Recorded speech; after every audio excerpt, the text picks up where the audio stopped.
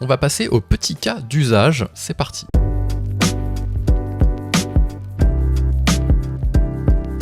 Voilà, comme chaque semaine, on prend un petit cas d'usage, une étude de cas de quelque chose, un process qui est fait manuellement, en tout cas qui est fait d'une certaine façon et qu'on va pouvoir améliorer. Cette semaine, j'ai décidé de parler d'un process que j'ai eu l'occasion d'expérimenter. Il s'agit du process de Maud Alaves, qui crée une newsletter et qui, plus globalement, crée du contenu autour de la marque personnelle, du personal branding. C'est concrètement ma newsletter et mon contenu préféré depuis pas mal de temps. Et donc, ce que je vais faire comme exercice là n'est pas une critique, même si au sens strict du terme c'en est une, dans le sens critique comme un critique culinaire par exemple, c'est plutôt une façon de prendre des cas concrets et de voir comment on peut utiliser les outils pour automatiser au maximum. Donc c'est bienveillant, je fais un petit disclaimer, si Maud passe par là, c'est quoi qu'il se passe bienveillant et juste dans le but d'améliorer et surtout partager des process. Je ferai une conclusion à la fin de est-ce qu'il faut le faire ou pas, les avantages et les inconvénients de digitaliser un process,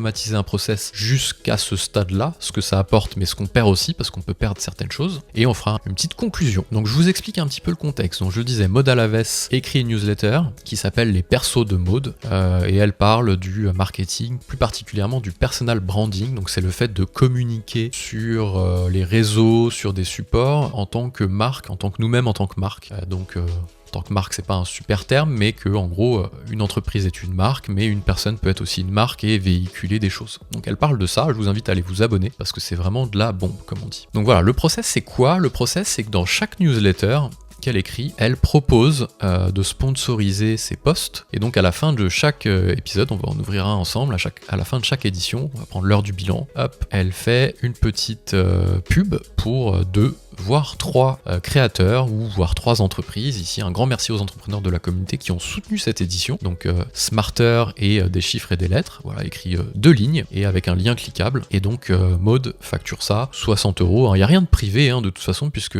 elle explique publiquement ici son process. Donc si nous aussi on est amené à vouloir faire de la pub sur sa newsletter, on a tout le process qui est décrit ici dans un petit Notion qui est hyper bien fait. Elle explique comment faire. Donc en gros, c'est ce process là que j'ai voulu automatiser, même s'il est déjà très cool, et je le fais en toute connaissance de cause parce que dans l'édition du 14 janvier, j'ai pris un encart publicitaire, on appelle ça comme ça, j'ai pris un encart de sponsor pour la newsletter, donc je vais prendre ce petit process là, on va prendre ce petit process là ensemble et on va essayer de voir comment on peut l'automatiser. On va déjà expliquer comment il fonctionne actuellement, donc en gros, hop, sur la newsletter, elle explique si tu veux faire partie des prochains sponsors, clique ici. Ça ouvre le Notion. Le Notion lui-même explique déjà un petit peu les chiffres, donc ses performances, elle a 6000 abonnés, il y a un taux moyen d'ouverture de 54%, etc. Donc ça, c'est des éléments de réassurance pour les gens qui veulent faire de la pub sur son site. Après, elle explique ici qu'elle a mis en ligne un Google Sheet. Donc si on l'ouvre, on va avoir toutes ces éditions avec justement le sponsor 1 réservé, le sponsor 2 réservé, etc. Et elle va expliquer, si on revient en arrière, qu'il faut choisir une date. Donc étape 2, on écrit le texte. Les personnes qui veulent sponsoriser sa newsletter et qui veulent payer pour apparaître dans cette newsletter vont écrire le nom de l'entreprise, leur tagline, donc c'est la petite phrase, et le click to action, donc c'est le lien qu'on va vouloir afficher sur la newsletter. Elle donne les petites règles, le texte total doit faire 145 caractères maximum, et après on doit lui envoyer le nombre d'éditions, la date choisie, le texte, le nom de l'entreprise, à l'adresse suivante, et elle valide derrière, elle envoie un lien de paiement et elle valide. Donc j'ai regardé, j'ai écrit mon petit texte, je lui ai envoyé par email, j'ai dit que je voulais apparaître sur l'édition du 16 janvier ici, donc là elle a réservé la date en attendant que je paye, je l'ai fait hier soir, donc elle n'a pas encore certainement vu. Sinon ensuite elle revient sur le Google Sheet, elle remet le nom ici, elle va mettre Baptiste Carpentier en tant que sponsor numéro 3 quand j'aurai eu le paiement, et elle envoie le paiement ici sur une petite facture directement sur Conto. Conto permet de faire des factures, il n'y a pas encore de lien de paiement justement, c'est une partie qu'on va essayer d'automatiser, on va pouvoir payer directement en ligne. Donc moi j'ai reçu cette facture là, j'avais ces informations ici, IBAN, je lui ai fait un virement, elle regarde le virement, elle va sur le Google Sheet, elle met réservé. Donc ça fait quelques petites manips à faire à la main, et surtout il n'y a rien d'automatique, donc il faut tout vérifier, est-ce que le paiement a été fait,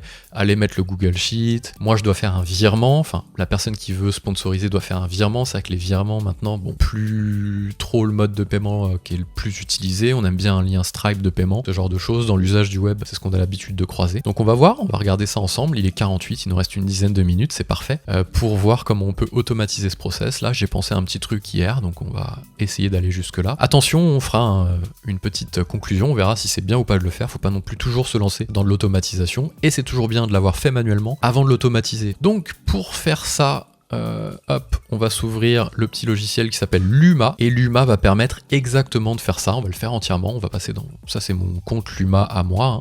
Donc là l'idée pour automatiser le process de Maud Alavès de sponsoring, c'est de créer des événements réguliers. Donc on va créer un événement, on va créer sponsor newsletter par exemple, on va mettre Maud Alavès, on va mettre une petite cover ici qui va bien, on va mettre ça, parfait. Où est-ce que l'événement se passe? Il est en virtuel, et on va mettre ici par exemple maudalaves.com, voilà, il faut un HTTP. Est-ce que c'est un seul événement ou une série? Donc là on va créer toutes les occurrences de sponsoring en fait, hein, et on peut même faire une recurring session toutes les semaines, le Monday, c'est le Monday qu'elle envoie, weekly, donc add session, voilà, et ça nous crée toutes les occurrences d'un coup. Donc c'est pas mal de faire ça, ça nous en crée 2, 4, 6, 8, ça nous en crée 10. Et après, si on a envie d'en supprimer une, on pourra toujours en supprimer une manuellement, parce que pour X ou Y raison, on veut supprimer telle ou telle occurrence. Voilà, donc là on a créé l'événement, hop, et on va voir qu'à l'étape d'après, c'est là où ça devient intéressant, accès, voilà, c'est là. On va pouvoir montrer ici, pour répondre à l'usage de chaque personne, lorsqu'elle veut sponsoriser, elle voit les sponsors pour faire un nouvel élément de réassurance. Donc si moi j'ai voulu sponsoriser mon contenu, lorsque je clique sur le calendrier, ça me rassure de voir qu'il y a d'autres personnes qui sponsorisent aussi leur contenu dessus. Donc c'est pas un hasard si les gens apparaissent. Donc on va aussi ici cocher Public Guest List, donc ça va être la possibilité de montrer sur les événements qui a déjà sponsorisé en fait, hein, le fait de s'enregistrer, et c'est là où ça va être hyper important. On va limiter ici à 3 personnes par événement. Donc c'est les 3 sponsors maximum par newsletter. Ici, Free Event, non, hein, justement, puisque c'est 60 € pour sponsoriser. Donc là, on va Setup paiement, et donc on va mettre 60 € pour la session, et pas pour la série. On peut acheter, à la base, c'est un outil qui permet de gérer des événements, donc on va pouvoir acheter la série entière ou session par session. Donc là, nous, on va le faire session par session, et si on sélectionne plusieurs, ça va faire un multiple, donc si on en prend 2, ça fera 120. Update Price. Alors ici, il faut bien faire attention, est-ce que c'est hors taxe ou TTC? Vu que ce sera le montant du paiement, ce sera plutôt 72 qu'il faudra mettre, et non pas 60, puisqu'il y aura la TVA à l'intérieur. Donc là, une fois qu'on a fait ça, on va pouvoir aussi également faire des petits emails. Par exemple, quand la personne s'inscrit, quel email elle va pouvoir recevoir, merci d'avoir sponsorisé le contenu, etc. etc. Quelques heures avant, on va pouvoir lui envoyer un email en disant: c'est le grand jour, tu vas apparaître dans ma newsletter, 5 minutes avant, dans 5 minutes, voilà, donc n'hésite pas à relayer la newsletter pour faire des rebonds, etc. sur ta communauté, et à la fin, un petit débrief aussi. Donc ça c'est pas mal, hein, c'est un usage qu'on automatise, mais en même temps qu'on automatise, on rajoute du fonctionnel. C'est un usage qu'il n'y a pas actuellement, peut-être qu'elle le fait à la main, peut-être que c'est plus ou moins automatisé, quelques minutes avant la newsletter, d'envoyer à tous les sponsors un petit rappel, la newsletter sort aujourd'hui, etc. Donc là ça le fait tout seul, hein, de toute façon. Donc là on voit dans son process sur Notion, c'est pas celui-là, qu'elle demande tout un tas d'informations, ce qui est normal, hein. Elle demande déjà des informations sur la sponsor en elle-même, le nom de l'entreprise, la tagline, le CTA, et des informations administratives. Le nombre d'éditions, ici, bah pas besoin, hein, puisque je vais vous montrer à la fin, ça va le faire tout seul. Si on sélectionne des occurrences qu'on a créées, ça le fera. La date choisie, pareil. Le texte, c'est le texte qu'on a mis. Le lien de redirection, il va falloir le mettre. Le nom de l'entreprise, l'adresse, le sirène. Donc il va falloir prendre ça et le mettre à l'intérieur. Donc je retourne sur mon petit manage, ici, et je vais pouvoir ajouter des questions. Donc là, on va rajouter...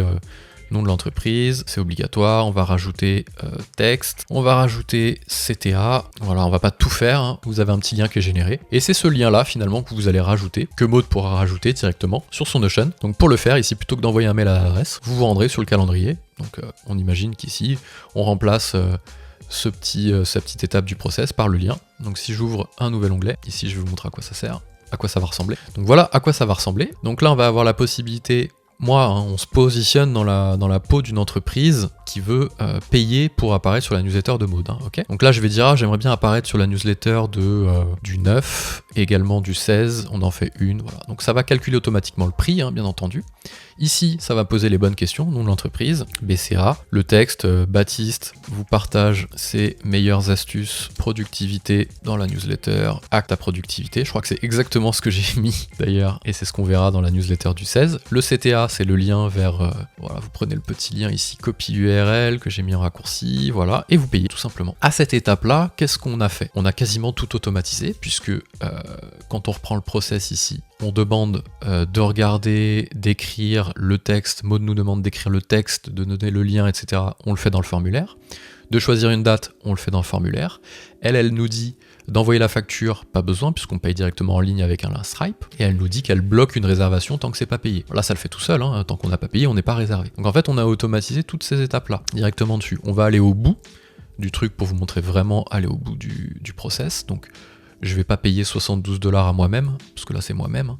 Je vais juste retourner ici dans l'event et je vais le rendre gratuit, parce qu'on peut le rendre gratuit. Et surtout, je vais mettre max capacity 1 pour vous montrer aussi à quoi ça ressemble quand une session a atteint son maximum. Donc en gros, les 3 sponsors ont été atteintes. Ici, je vais le remettre en convert to free. Hop, voilà. Je rafraîchis le petit truc. Normalement, c'est bon. Voilà. Donc là, il n'y a plus de lien de paiement. Hein. Donc je choisis celle du 16, par exemple. Nom d'entreprise, BCA. Je refais pas tout, hein. Texte. Et CTA, est-ce que je l'ai encore? Voilà. Donc là, je m'inscris, register, tac. Je choisis ici si je veux me mettre des rappels, moi-même en tant que sponsor, est-ce que je vais avoir des rappels ou pas? Est-ce que je vais avoir des SMS de rappel ou pas? Il faut que je mette mon numéro, bien entendu. Hein. En plus, qu'est-ce que ça va faire? Ça va alimenter la base de données de sponsor directement, puisque vous avez une base de données dans l'UMA derrière. Donc Maud, de son côté, recevra toutes les coordonnées des personnes qu'on voulu sponsoriser, donc j'imagine qu'elle crée une base de données Notion à la main de tous les gens qu'on sponsorisé, donc pour pouvoir envoyer des newsletters, pourquoi pas un jour à tous ses sponsors, mais là ça le fait automatiquement, et on peut même envoyer une newsletter grâce à l'UMA. C'est pas Substack, hein, c'est pas Substack, mais on peut aussi le faire. Donc si on retourne sur l'event, donc celle du 16, vous voyez, sold out. Donc je vais plus pouvoir y aller dessus.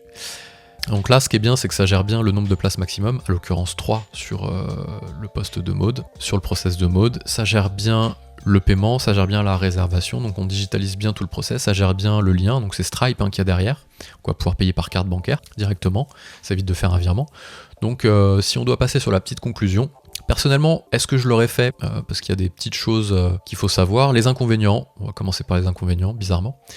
C'est que finalement il y a des frais dans tout ça, hein, parce que qui dit automatisation, qui dit utilisation d'outils, dit frais. Voilà, on le voit ici, donc il y a 5% qui est pris par l'UMA, et vous avez des frais qui sont pris par Stripe, puisqu'on utilise Stripe aussi comme mode de paiement. Stripe qui est très connu, et qui lui prend 3% plus 30 centimes, en gros. Donc vous avez un 8% qui est pris directement sur... ça fait 5-6 € sur les 60 €. Donc il va falloir mesurer en fait, le coût de cette automatisation, qui pour moi en termes d'usage est parfait. Il répond complètement à l'usage de digitalisation, hein. Donc on voit bien toutes les sessions, les prochaines sessions de newsletter, on peut être qu'au maximum 3 dessus, Maud récolte toutes les informations, elle récolte le paiement, sinon ça bloque pas la réservation, etc. Donc ça répond à tout, simplement il y a ces 8% là qui font que il faut voir combien de temps ça prend à Maud de gérer manuellement tout ce process de son côté avec le Google Sheet, etc. Pour voir si ça vaut les 6-7 € sur chaque réservation ou pas. Plus ce que ça va apporter pour la personne qui va sponsoriser, donc en tant que client, le fait que ça permette de sélectionner la session, de payer directement en ligne, d'avoir un process automatisé, de recevoir une petite notif automatique avant que l'email sorte, etc. Donc là-dessus, après, ça va être à vous de juger ça, moi je vais pas pouvoir le juger à votre place, de faire le lien en fait et de trouver le juste milieu entre ce qu'on peut automatiser. Il y a aussi une question de momentum et de combien de sponsors on a besoin de gérer dans ce cas précis, et si ça devient beaucoup trop long, pourquoi pas l'automatiser, pour que en fait le créateur ou que vous puissiez vous concentrer vraiment sur votre travail, en l'occurrence Maud Alaves, créer du contenu, et pas gérer des plannings de sponsors, et pas gérer des liens de paiement, et pas gérer de la facturation, etc. etc. Voilà, c'était le petit hack de la semaine. On a essayé de digitaliser le process de sponsoring de Maud Alaves. Encore une fois, allez vous abonner, c'est vraiment du contenu de qualité, de top qualité. Je mets le lien directement en description.